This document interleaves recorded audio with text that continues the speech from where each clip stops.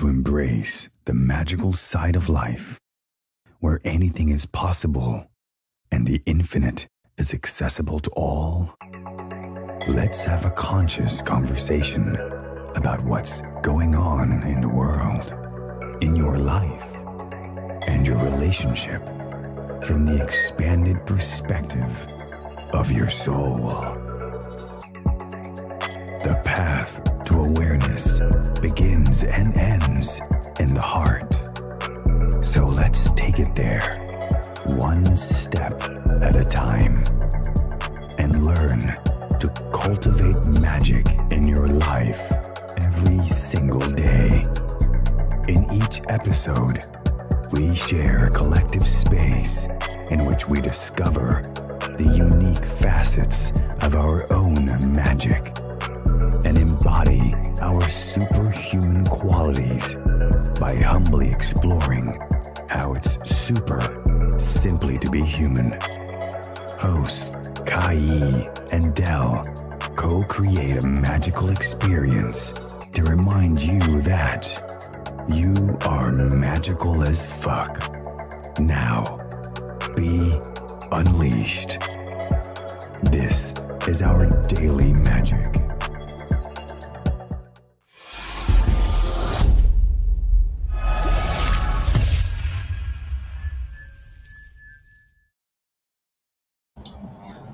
Hello, and welcome to another exciting episode of our Daily Magic. I'm Del, and I'm Kai. And we're always grateful for whoever comes in live and whoever listens to this, wherever you listen to this on. And just wanted to give a quick heads up that for us, we're definitely in an expansion mode for our podcast, our Daily Magic as a whole of this. We are in this expansion mode and definitely love the contributions from every single person who's listening to this, especially if it impacts you in whatever way. Like, whether you're here on Facebook, on YouTube, like, subscribe. If you're listening to this on our audio, which we're on iTunes and Spotify, leave a comment, leave a rating, so that way we can be able to get this magical messages in front of more people. Yeah. So we also, before we get into what we wanted to get into today, wanted to just make a couple of just quick announcements, just things that we have going on in our world. And if you haven't seen it, Kai and we actually started yesterday of a conscious love relationship challenge. I say conscious love relationship challenge. And which is a 5-day free challenge for couples out there who are looking to expand more into themselves and also to expand more into relationship, to allow the relationship to come to soulful solutions for situations. So we definitely had the intention of doing that from just our own relationship, that we were able to overcome a lot of stuff that we know that a lot of couples are dealing with, especially during these times in which we have to be more with each other. So there might be some conflicts, triggers, things like that. We are holding this space and challenge so that way couples can uniquely find their own tools to be able to work through those things.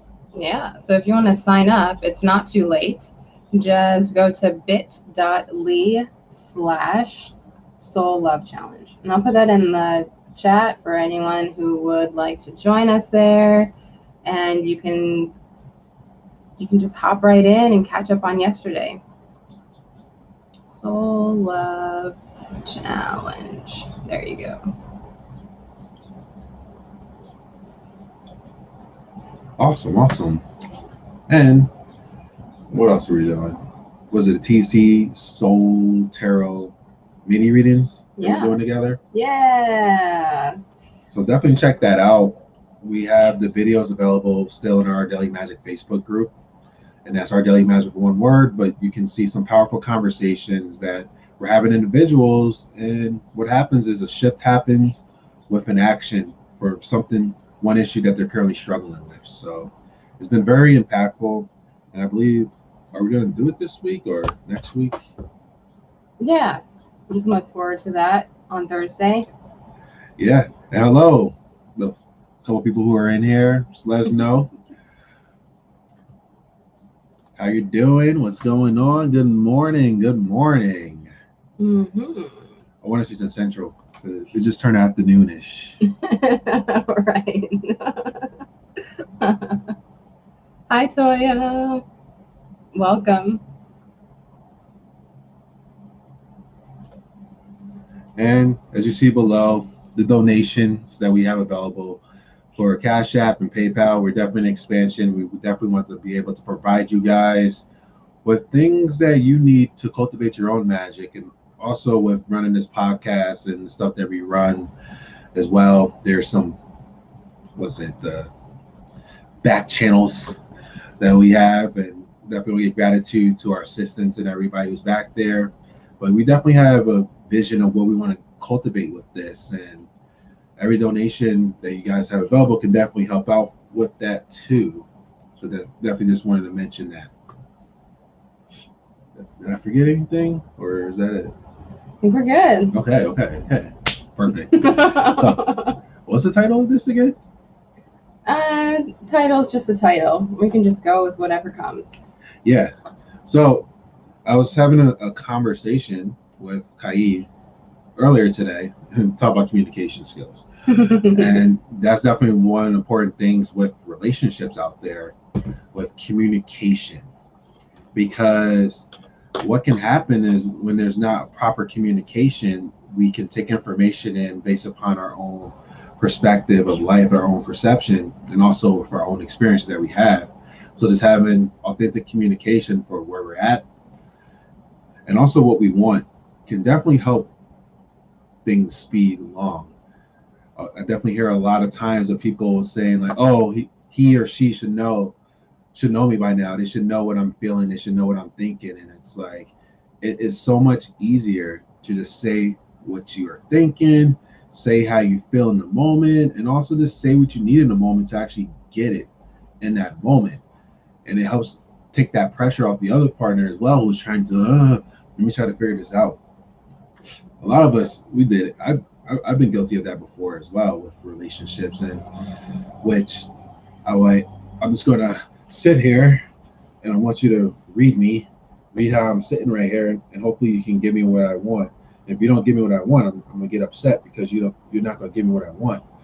And it's very interesting out there. I mean, there's definitely people out there who read minds. There's like yogis and stuff out there who can definitely read people's minds and stuff. But in a relationship, we're not supposed to do that. I feel like one of the key foundations in a relationship is to be able to communicate what you need in a moment. How do you feel? Can read a person. It's not your responsibility. Just like Del said. We got a thumbs up from Nate. Hello. That's like the Cisco and Eber. That's why I know I'm on the right thing. So we were talking about that because that was definitely one of the questions that somebody mentioned in our current relationship challenge that we have in which they want to learn how to actively be able to communicate better with their partner. And the quick answer for me for that is like, just communicate with your partner. But what can happen about that communication is the fear of what happens when I actually communicate. What happens when I actually be able to speak my truth right now to this person? What if they reject it? What if they tell me whatever they may tell me? And what can also happen is not just communication, it's with doing anything that we really want to do or want to experience more in our life. Deep inside of us, there's these thoughts, these beliefs that we may have taken on from our life experiences and also from other interactions, other results from actually doing those type of stuff, in which the fear of actually communicating now is based upon the fear and also the consequences that we may have received from when we actually did it. Yeah, that makes a lot of sense. Reacting from what happened in the past instead of being present and cultivating what it is that you would like to create in the now. Yeah.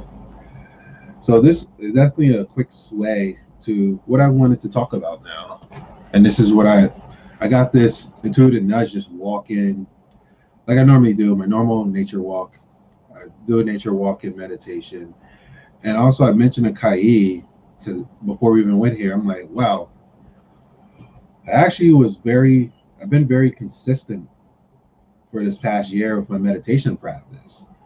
But what allowed me to bring more awareness to being that consistent was last month for 31 days straight, I did 25 push-ups a day. So the combination of that is like 775 push-ups each day.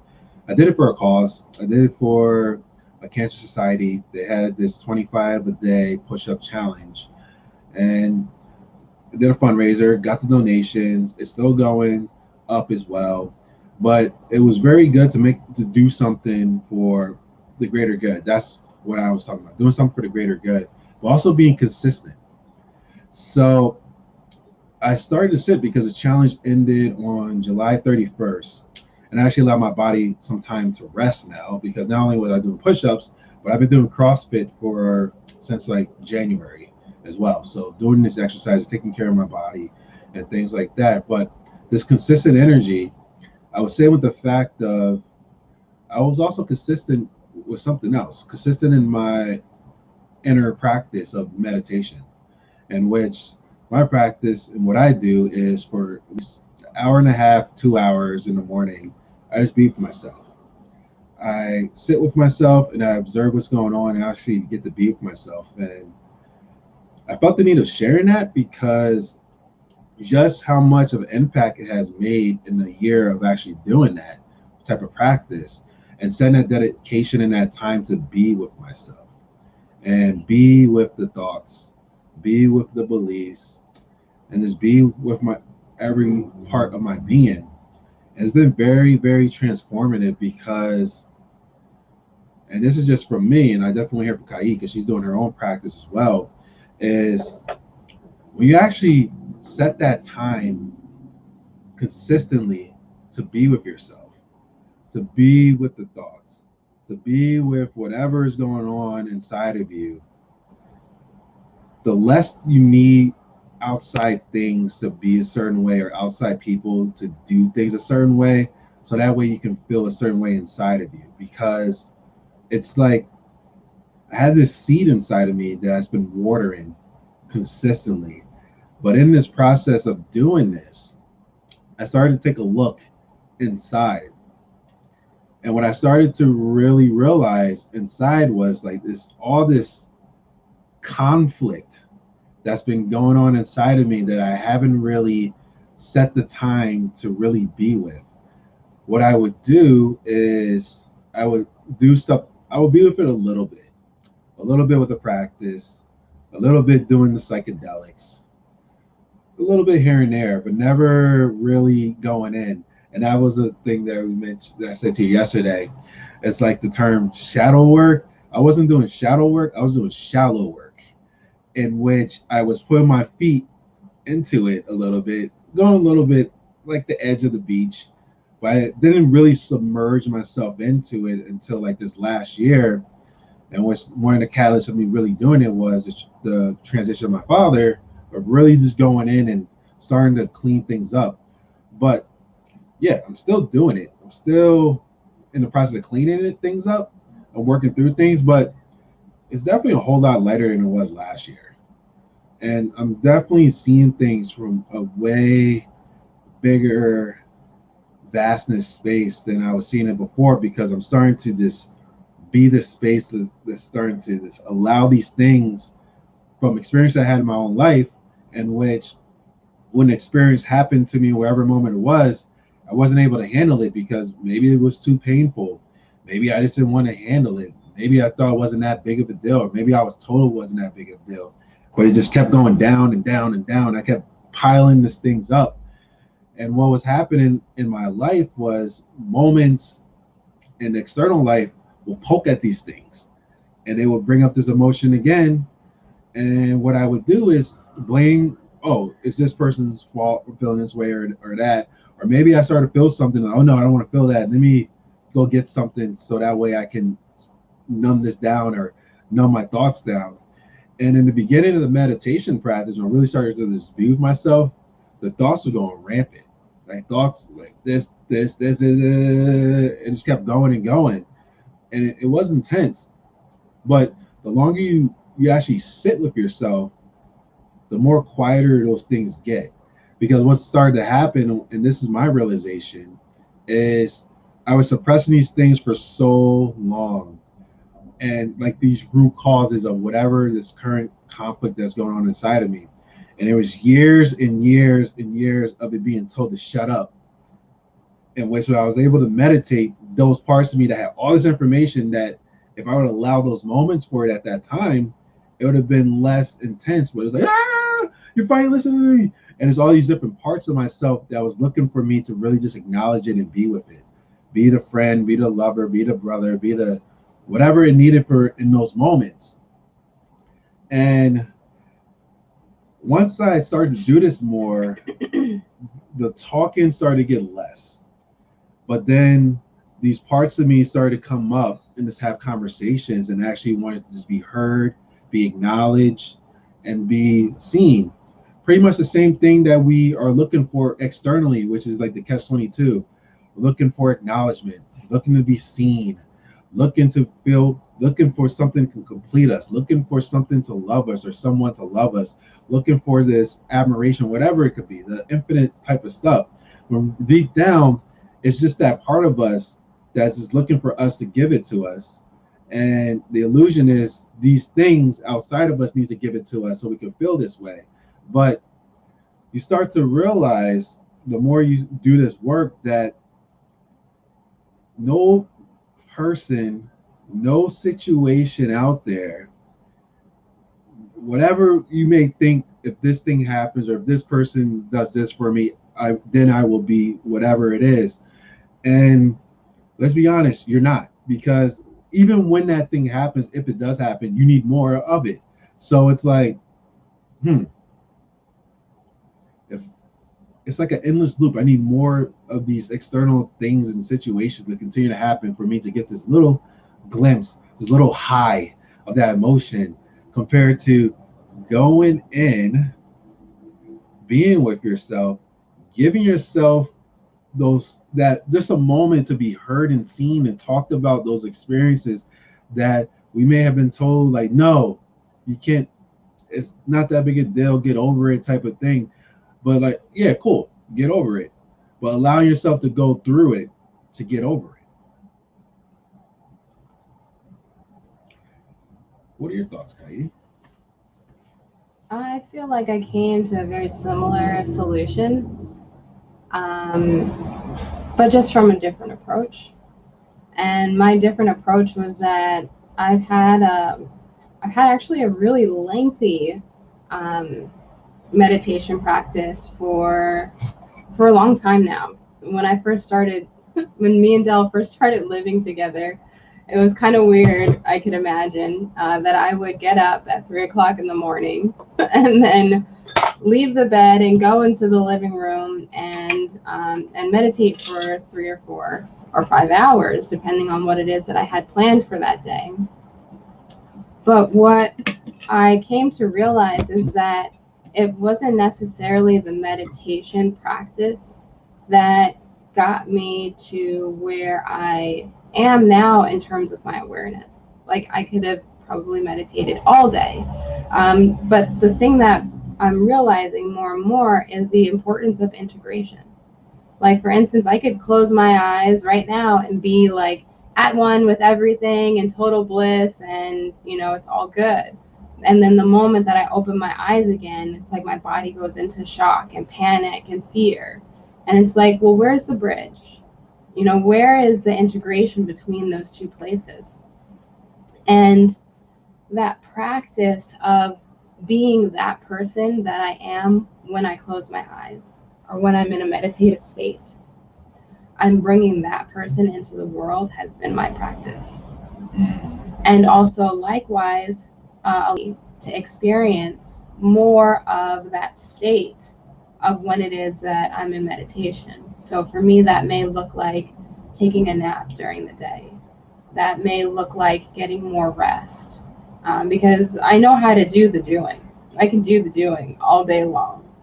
But that's also what, you know, physiologically gives me more adrenaline, more cortisol in my body, you know, like hormones that are just in a state of go, go, go, go, go. So for me, it's like coming back to the fact that I am already all that I need. And that peace and that stillness and that calmness is already within me. And for whatever reason, the way that I've been going about it is that, oh, I'm in my day, and that peace and calmness and stillness is something else. And that the way that got reflected into my reality is that same thing that you're talking about, the looking for the external. It's like, oh, hey, Kai, here's a birthday cake. Okay, great. Now where's the presents? You know, it's like, exactly. Where is your presence? Is your presence here and now, or are you projecting into the future of something that you're looking to obtain or achieve, or that's different than this actual now moment? And the more that I stay projected in the future, the more that I'm looking for something else that's not here. And the more that I'm not going to find it. So for me, just being still, relaxing, resting is my practice, coming back to my center. Yeah. I like we mentioned or thinking about the future, but let's even bring the awareness to walking in the present as a past trauma as well. Mm-hmm. And ways parts of us from a traumatic event get stuck there, and we're living life from that experience still. Whether it's trying to prevent that experience from happening again, and prime example is relationship experiences, in which we had an experience in a previous relationship that we didn't like. And we're doing as much as possible to try to prevent this thing from happening again. And never even dealt with the emotions that happened from that one moment. But now we're using that one moment as a continuous moment to prevent that moment from happening again, which inevitably it can happen again. Right? And the more that you focus on it, the more it will. Yeah. And that's something for myself. And that's another thing, like I was saying, like the meditation, the inner work, and really looking through that type of things, because what can happen is present moment situations that poke at those moments from those traumatic events brings up emotions in us. But then what can happen is we'll suppress it. We bring it down. I've done it before. I see this moment, and instead of me, oh, wait, there's actually an opportunity for me to be able to release this thing, to see reality for what it is right now. I suppress it. I let the thoughts come in, and then my thoughts become the driving force. Like, oh, wow, this is happening. This moment is happening. Oh, wait, remember that time? Remember that time when that partner left you? Remember that time when that partner cheated on you? This is happening again. So then you can run the story and trying to like suppress it and run into the story to stop it from happening again, compared to a moment is being with those parts of yourself that was just hurt. It's not about the moment. Of course, the moments that happen, they hurt. But it's not about that moment. It's about you not allowing yourself to really fully feel what that moment was trying to teach you. Good point.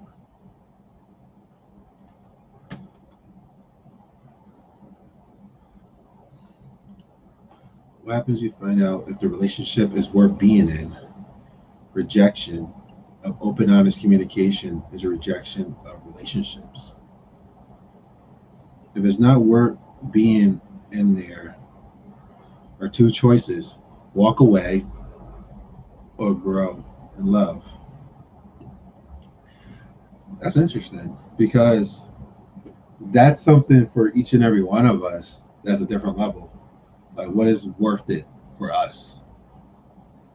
And also was asking out our question, like, what is worth what is it worth for you to actually be in the relationship and in the external relationship of a partner? Because what starts to happen, and this is a transformative thing that happened with me. I used to think that a relationship with another person was like one of the most important things that I really needed in my life to feel complete. I needed a person in my life to give me love and give me attention and give me all these things to make me feel like I'm somebody. And if I didn't have that partner or a partner in my life, I felt worthless. I felt like nobody. I felt nothing. I felt like I wasn't complete.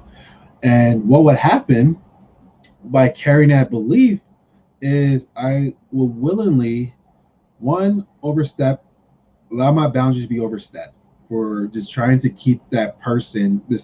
My belief is this person needs to be here to complete me, and I'm willing to allow whatever needs to happen to get that to happen.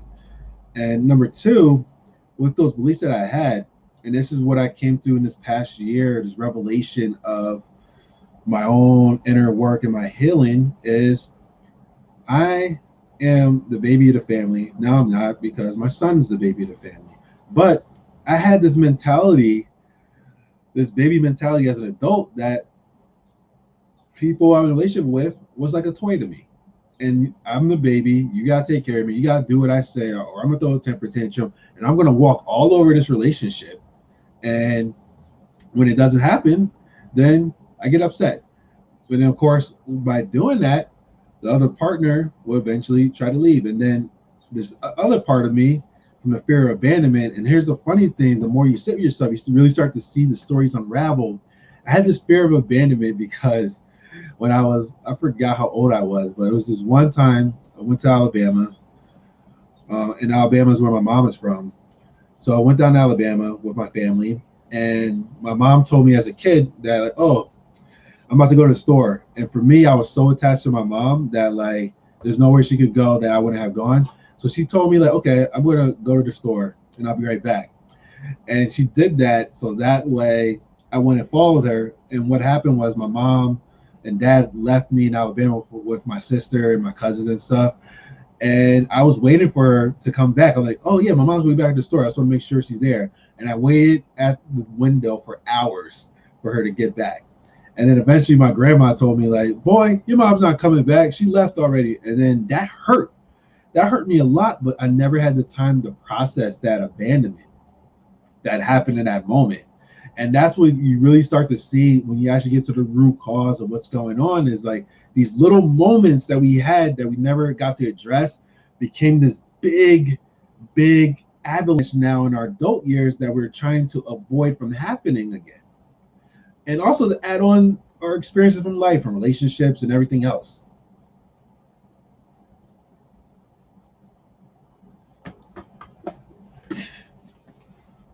Yeah, people are not toys. Trauma responses in your partner are so important to discover and allow them to be processed in whatever way they're able to love. Yeah, yeah. And oh, let's see. Wow, yeah, that brought something important up for me. I didn't even realize. Thank you.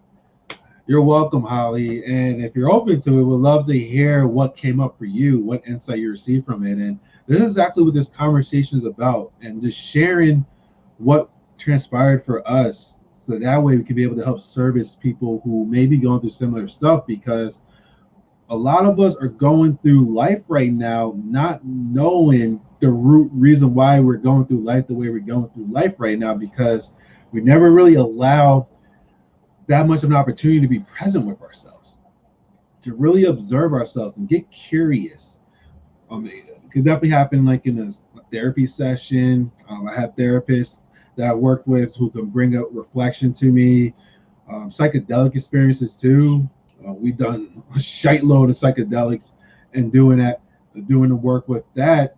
And like what Kai mentioned before, and that's the thing I wanted to say, is the integration. Getting these revelations, we could go into oneness, and we done it numerous times doing psychedelics and meditation and stuff like that, getting into it. But it's all about the integration, because it's bringing the revelations into your integration with life. Because we all can just go into the mountains and chant ohms until the ohms come home and whatever like that. But with those revelations, okay, how can you bring that into your life?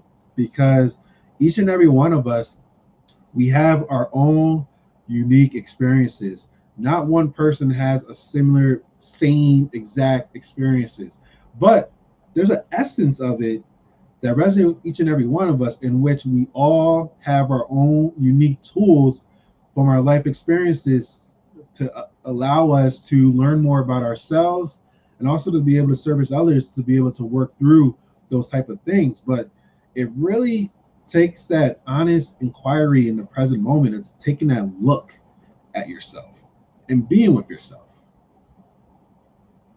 Sure.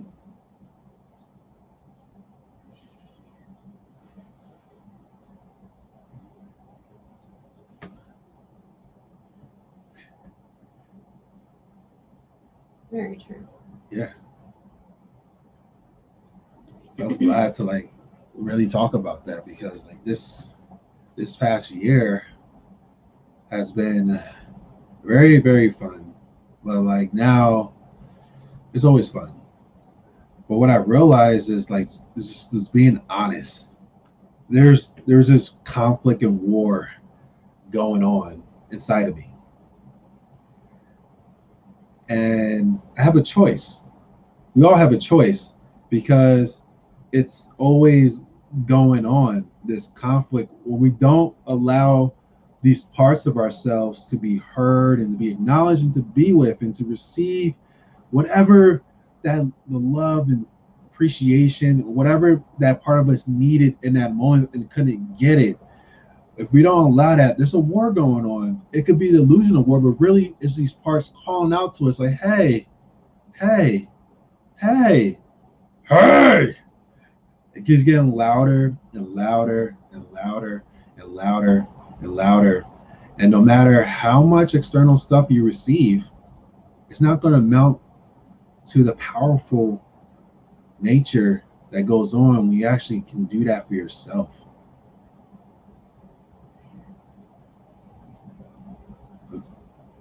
Imagine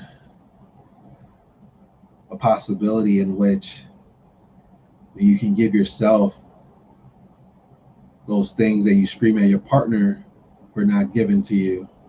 You're actually able to give it to yourself first. And then when the partner actually can give it to you, when they're not dealing with their own stuff, because that's another thing as well.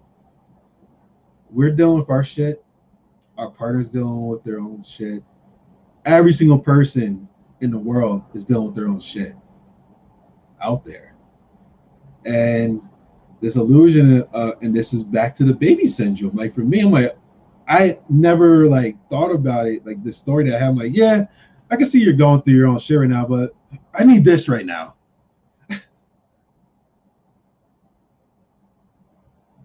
How many of us have done that?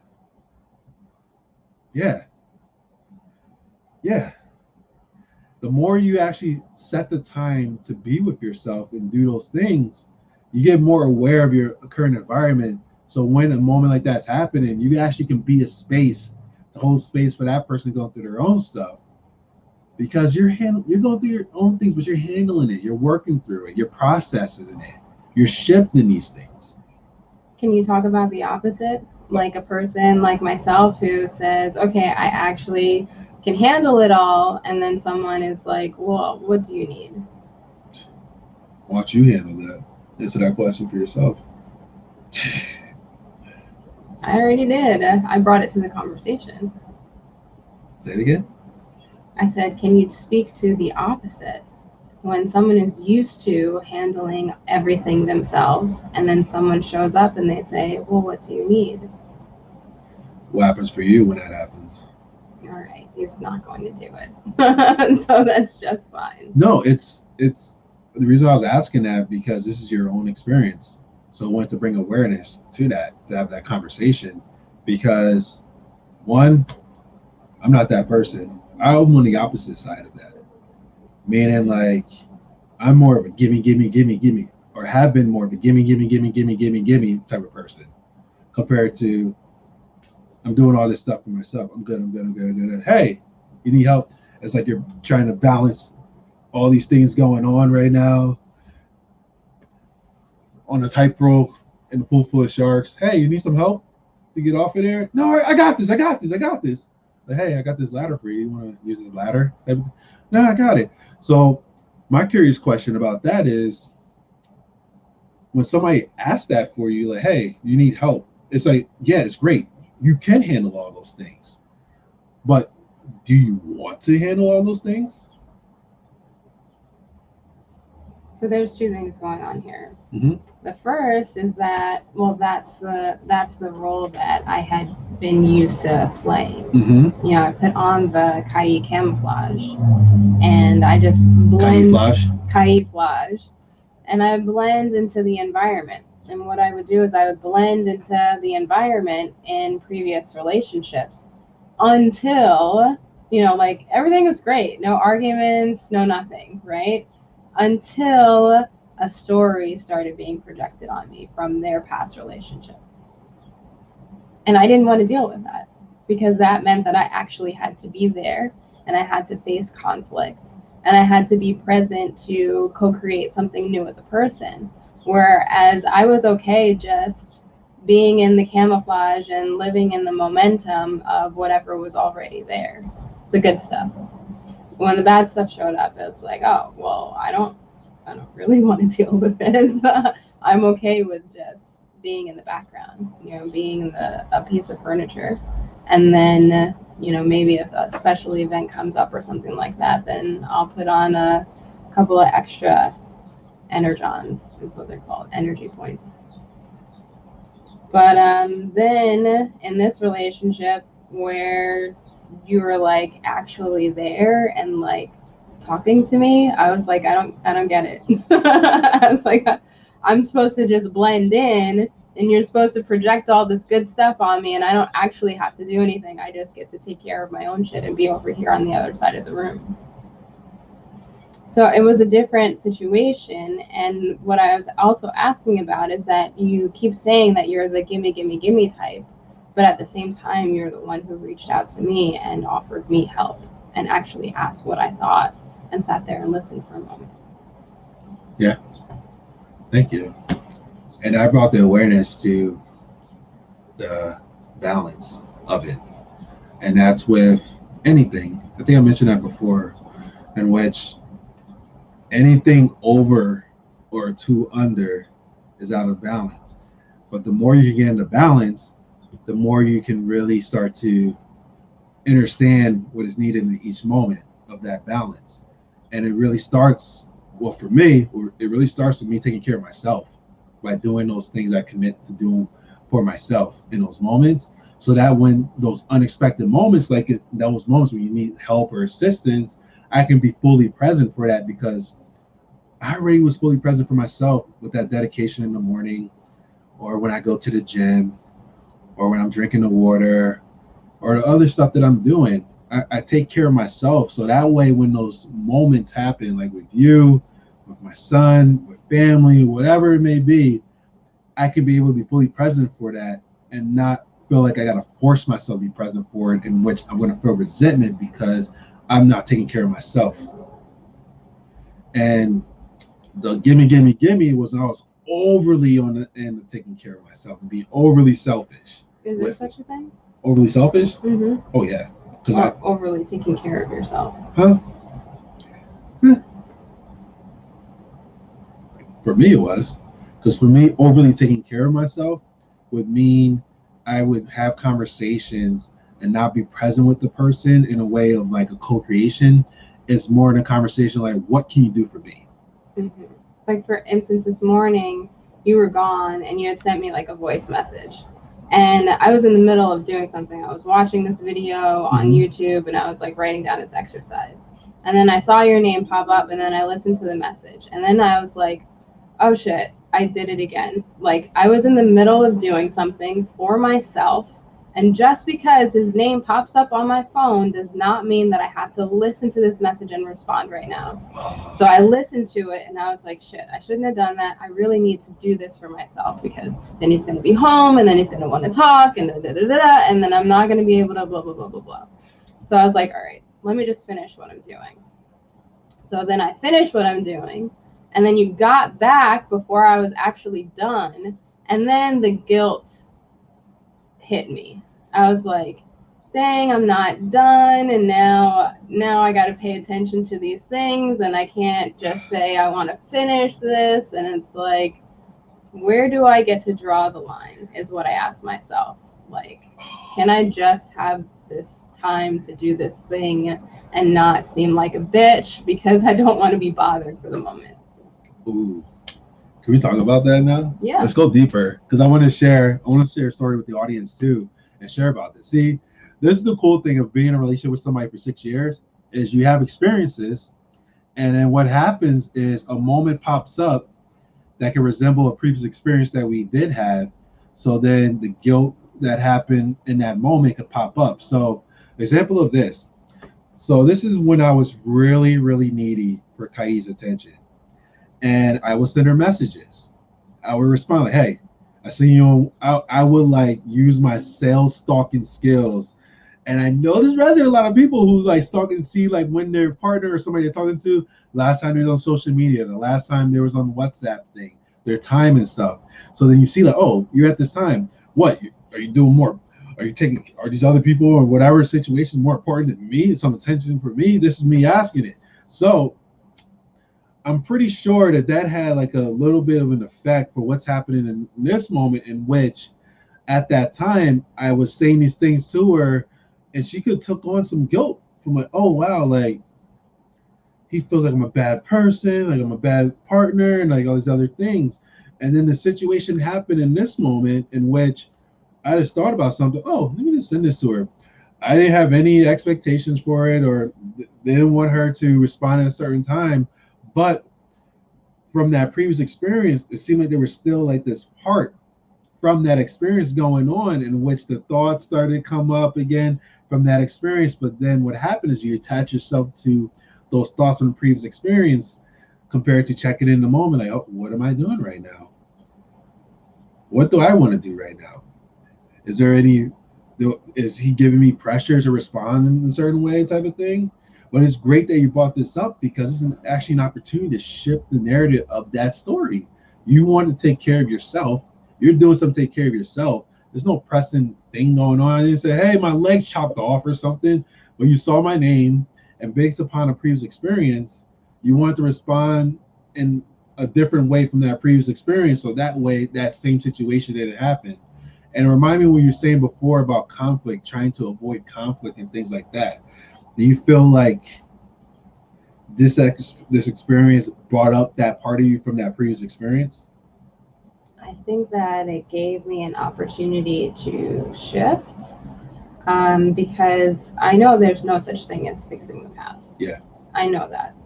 And what I've been practicing lately is, okay, I acknowledge that there may be something that I'm trying to avoid, like conflict. But I shifted into, well, what is it that I want to create? And what I decided in that moment is that what I wanted to create was a space for me to finish what I was working on. And that's what I got to do. And then as soon as that was done, then I was faced with all of the feelings coming back up again from what had happened. Feelings? What feelings? The feelings of, well, you had sent me a second message after that about something. And I was like, oh, well, this is actually something that you can take care of yourself. And I was like, all right, well, I'm having those feelings come up. Oh, I feel guilt because it looks like this is something that's supposed to be my responsibility, but it actually isn't. And like the guilt of being like, how do I... Here's another example. I'm also working on something that I call delivery, right? And delivery to me is how it is that I actually say something, because that matters too, right? Not that I'm responsible for how the other person feels. So for instance, yesterday, Dell went to the gym, and he went to the bathroom before he went to the gym, and he left 0 toilet paper on the roll. So when he came back, I had already replaced it. I was like, by the way, boo-boo, you left 0 toilet paper on the roll. He didn't say anything, but at the same time, I let him know. And I also had this conversation with myself, like, yo, you can't not tell him what he's done, because that's not how we do things. We don't hide things from the other person that they've done and cover it up to protect them from blah, blah, blah, the story, right?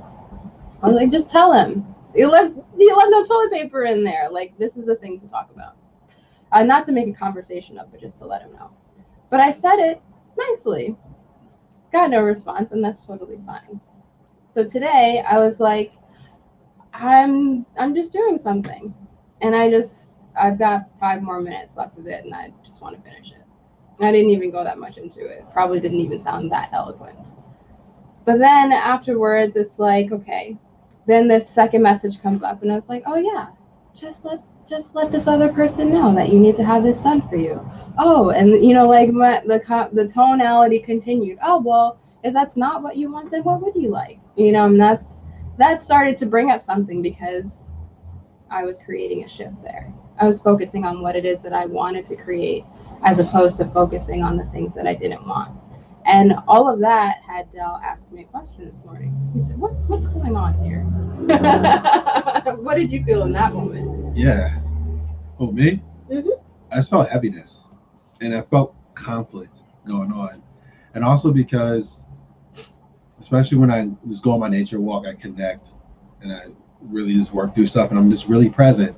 I could step into somewhere and I could sense something going on. And that was actually an opportunity for me to even talk about that. I feel it. I feel something going on. And I checked. I did like a scan with myself and like checked in, like, is this coming from me? What's going on here? Like that. But then I sensed it from you and also your tonality and your voice. It's like I could feel your soul when you were talking. And also I can just feel your soul from just your expressions, looking through your eyes. And I felt it. So then that's when I asked him, like, what's going on? Are you all right? Like, I was checking in with you, and then we were able to have the conversation that we had leading up to right now. But it's good to, like, have these opportunities, which brings back to the title, the communication skills of talking in the moment, talking with yourself. That's an internal communication as well, something that we all have all the time, in which that part of us that comes up and, oh, you should have said that, oh, you shouldn't do that, oh, how could you? Or even, how dare this person say this, or this is bullshit, and all this other stuff is always like, man. The information that goes on in our mind with the thoughts.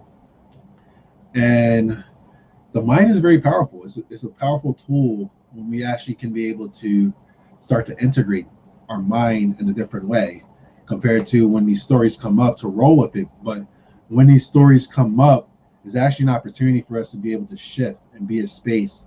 It's sort of like the baby. Like the baby, you give the baby love. You're with the baby.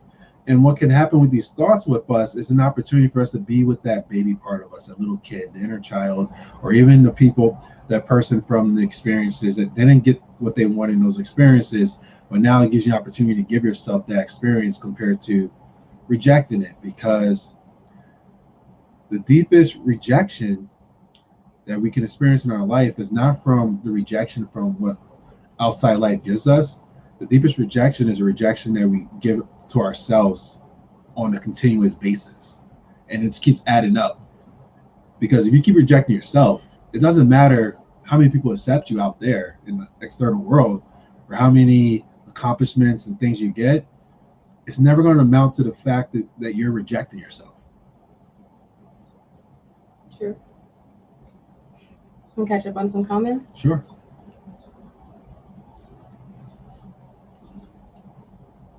Holly says, when I was younger, my father died and mom took me to these people's house. And she said that she would be back, but left me for weeks. After that, I was so scared she was always going to leave me like that, which she did.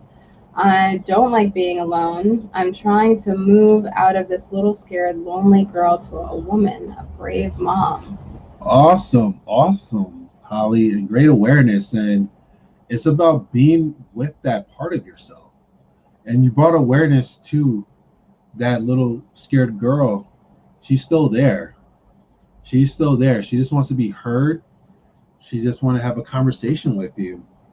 And it's really just setting that opportunity in that time to just be with that little girl of yours who feels that scared, feeling that abandoned, and to be with her. Give her what she needed in those moments that your mom wasn't able to give you.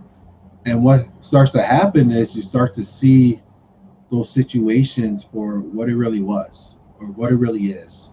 But it really just starts with just taking that opportunity and that time to give yourself the moment of being acknowledged and be heard. The little girl, like, yeah, I understand you're scared. I'm here for you. Saying those things to yourself. And I guarantee you that little girl inside of you, she's going to admire that. She's going to love that. She's going to receive that. And now she's just going to be like, wow, that's what I've been looking for. Because she might have been abandoned by someone externally, but moving forward, she doesn't have to be abandoned by someone internally anymore.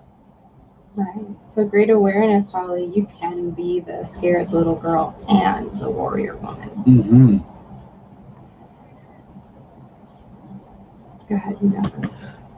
So Nate said, there are things ourselves can't give us, like our partner is able to.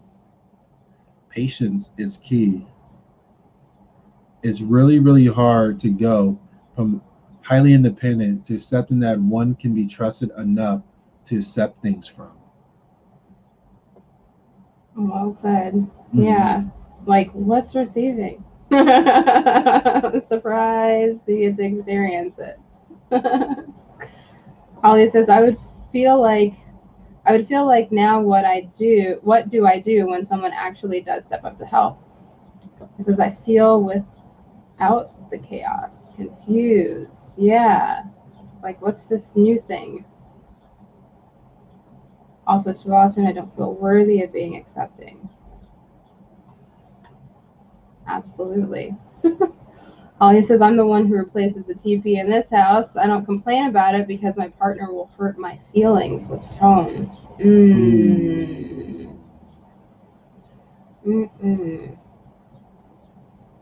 God, you got this. You guys got me crying. So much real good medicine in your word and energy. Amazing, brother. That's when you know when you're crying, you're releasing. Allow yourself fully to just be here, to be able to allow these things to come up and to be released and to bring awareness to it and to be able to really shift it, because this is the magic.